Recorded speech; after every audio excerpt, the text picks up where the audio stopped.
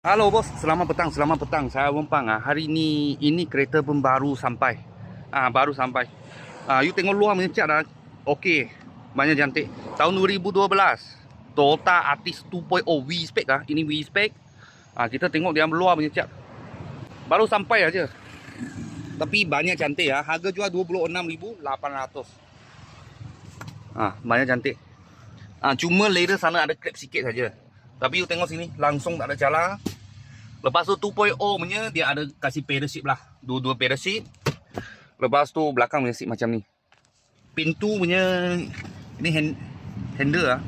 Langsung tak ada calar. Macam cantik. Okey. Belakang macam ni.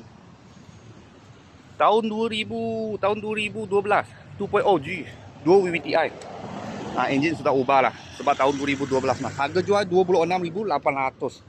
Kalau pun tak ada buat apa barang, ini macam datang, ini macam pergi lah. Okey. Lepas tu kita tengok sebelah. Tengok sebelah. Elektronik seat memang ada bagi you. Handle semua cantik lah. Dalam leather warna hitam. Belakang pun cantik juga. Okey.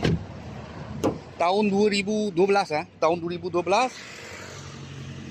Toyota Altis 2.0 punya high spec 2.0 V. Harga jual 26,800. Kalau bos-bos dan kawan-kawan siapa tengah cari kereta yang Toyota Altis tahan lasa lah. Toyota punya kereta memang banyak tahan. Kita sini ada sebiji. Baru sampai semalam juga. Kalau ada apa murah-murah kita saya akan video lagi. Thank you bos, thank you.